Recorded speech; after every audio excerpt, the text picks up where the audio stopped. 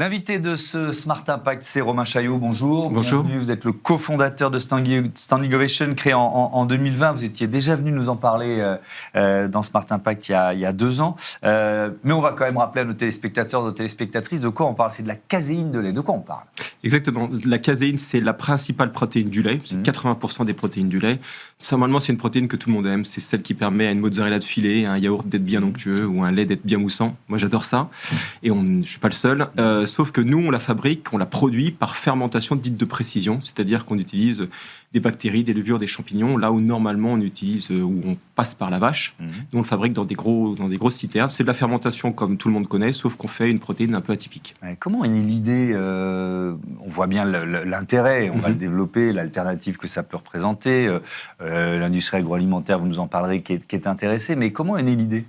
À l'origine, on voulait, avec mon équipe, produire de façon décarbonée une protéine, mais pas faire quelque chose qui se substitue, pas quelque chose qui ressemble, mais vraiment 100% identique. Donc aujourd'hui, la protéine que nous produisons, c'est la protéine de vache, 100% identique à la protéine d'origine animale, sauf qu'on passe par des petites bactéries ou des levures qui se multiplient extrêmement vite. Et comment vous mesurer l'impact environnemental de cette caséine par rapport au lait traditionnel? Alors c'est un sujet qui est très sérieux et d'ailleurs je pense qu'on aurait tout intérêt à ce que ça soit des technologies qui se développent. Nous on a réalisé ce qu'on appelle une analyse de cycle de vie. C'est un terme un peu sérieux pour dire qu'on regarde tout ce qui est nécessaire pour produire 1 kg de caséine et on compare à la même chose pour 1 kg de cette même protéine d'origine animale. C'est pas nous qui l'avons fait, c'est un organisme extérieur et d'ailleurs cette étude elle a été ISO-certifiée. C'est la première fois au monde où on a cette étude-là et elle démontre comme ça une réduction de 70% par exemple de gaz à effet de serre en moins. C'est massif. Nos partenaires industriels, nos partenaires commerciaux, ils viennent chercher cette protéine aussi pour ça. Alors justement, il y a quand vous étiez venu il y a 2 ans, je crois que vous avez déjà le groupe Bell qui était derrière vous.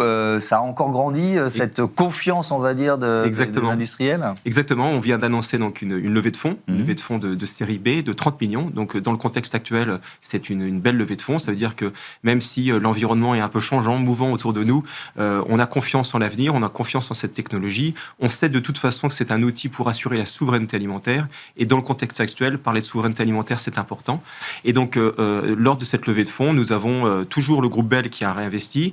On a aussi la BPI. La BPI, c'est un acteur puissant en France, en Europe, dans le monde. On a Crédit Mutuel et aussi on a le groupe Danone Venture. Donc, c'est intéressant de montrer que 2 acteurs comme ça industriels, Bell et Danone, peuvent cohabiter au sein d'un même comité de direction, au sein d'un même board pour mettre le focus sur une pépite. Comment elles intègrent votre production dans leur production? C'est-à-dire, vous nous avez dit c'est identique, donc elles n'ont rien à changer? Il n'y a pas grand-chose, en effet. Si vous prenez un sac de 25 kg de protéines de lait d'origine animale, vous avez le même sac de 25 kg de protéines obtenues par fermentation de Standing Ovation. Sous quelle forme d'ailleurs? C'est de la poudre? C'est de la poudre, vous savez, c'est un peu comme un lait pour bébé. Vous voulez, c'est de la poudre blanche, vous la resuspendez dans l'eau, ça donne une solution qui ressemble à du lait. Si vous voulez faire un fromage, vous devez la faire cailler avec les mêmes procédés laitiers classiques. Si vous voulez faire un lait moussant, il va falloir foisonner. Si vous voulez faire une glace, elles sont délicieuses. Enfin bref, vous ne voyez pas de différence parce que c'est la même protéine que l'animal. Il y a 0 différence ou quelques petites différences quand même? Alors, on peut faire exactement la même, et c'est aujourd'hui ce que nous proposons d'ailleurs à nos clients. Par contre, on a aussi la possibilité d'étendre un peu le champ des possibles. C'est-à-dire qu'aujourd'hui, si vous voulez avoir une protéine issue d'un autre mammifère, un chameau, un yak, une brebis, une bufflonne, on le fabrique également. On peut aussi aller sur des produits qui peuvent avoir une hypoallergénicité plus marquée. Donc, vous voyez, on vient aussi nous solliciter, pas uniquement pour faire un Babybel ou un velouté, mais aussi pour avoir des produits encore peut-être un peu mieux pour la santé, hypoallergéniques, pour certains enfants, par exemple, qui pourraient avoir des intolérances ou des allergies. Et pour ces producteurs, ça veut dire que c'est du lait. C'est-à-dire que, vous voyez ce que je veux dire, ils vendent un produit qui est le même produit, ou alors il faut informer le consommateur que ça n'a pas été produit par une vache? Tout à fait. L'idée, c'est vraiment d'être transparent. Il faut que le consommateur puisse savoir en toute transparence de quoi on parle. Donc, c'est exactement la même protéine. Par contre, la solution, le liquide que nous produisons ne s'appellera jamais du lait. faut que ça soit bien clair. Ouais. Le lait, c'est une substance extrêmement nutritive qui sort du pie d'une vache, enfin d'un mammifère.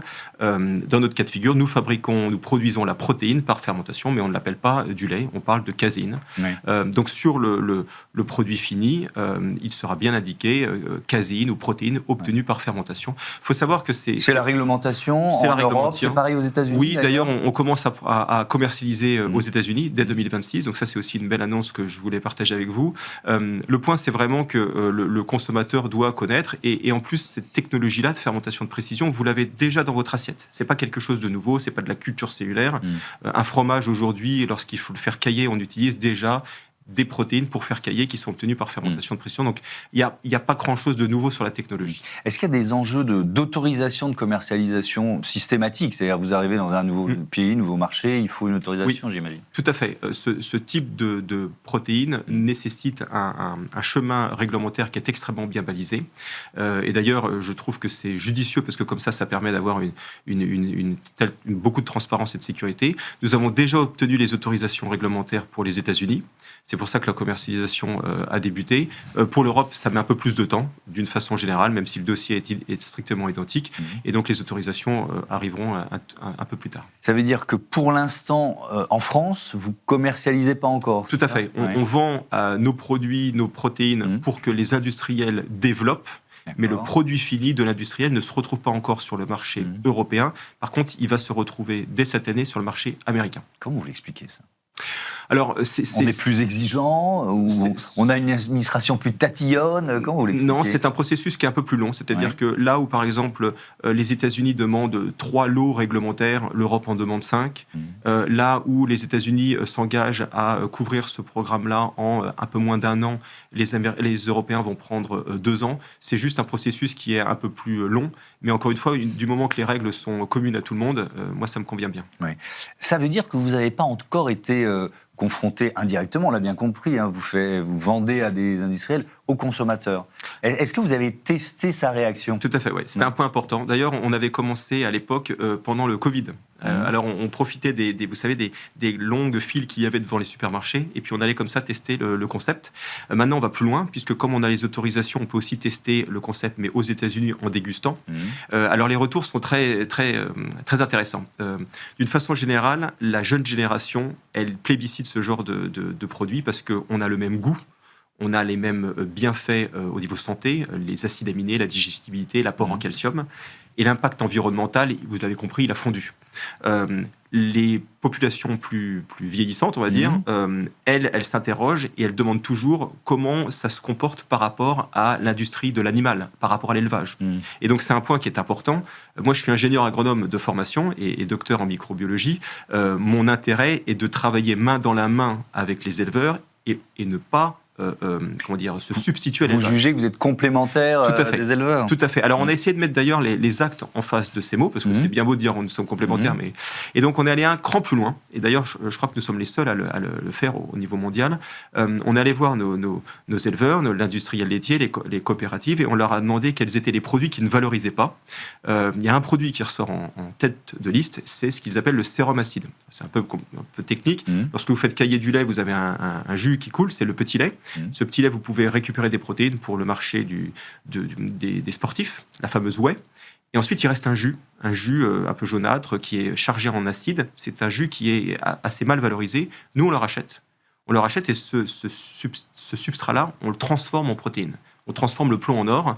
Et donc, en fait, on travaille comme ça, main dans la main, avec l'industrie agroalimentaire, française en l'occurrence, et puis internationale. On leur dit, on vous achète quelque chose que vous ne valorisez pas et on remet dans le système des protéines à haute valeur ajoutée.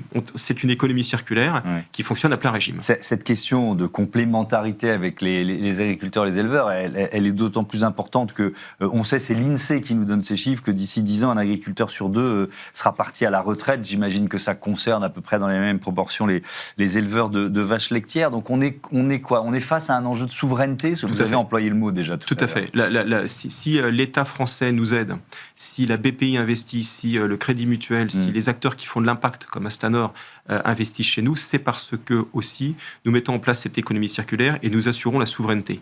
Il y a un déficit croissant de protéines dans le monde. On parle de plus de 50 millions de tonnes. Donc il faut travailler main dans la main avec les industriels qui existent déjà, avec les éleveurs, pour valoriser le produit de l'élevage, le produit de nos terres, mais pour le valoriser, pour refaire de la protéine à partir de produits, encore une fois, qui n'étaient peut-être pas très bien valorisés. Donc c'est notre travail, c'est notre mission. On le fait en faisant de la protéine qui est bonne, pour la planète parce que décarbonée, et puis en plus, encore une fois, on remet un peu d'argent dans le système pour l'élevage, notamment en ce moment, on parle beaucoup du pouvoir d'achat des éleveurs, c'est quelque chose de significatif. Question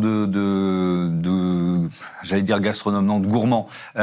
Si je goûte, je sais pas, un camembert ou un comté fait avec votre caséine ou avec du lait de vache, je vois la différence ou pas? Alors, c'est l'objectif de ne voir aucune différence. Aujourd'hui, il y a déjà des produits qui sortent soit de nos laboratoires, nos laboratoires, nos petites cuisines, soit directement des cuisines de nos industriels, où, en ce qui me concerne, je ne vois aucune différence. Et on l'a fait partager comme ça. Des gens qui ont des papilles plus aguerries que les miennes, et on n'en voit pas. Il y en a d'autres où on a encore un cran, parce qu'il y a certains produits qui sont plus difficiles que d'autres.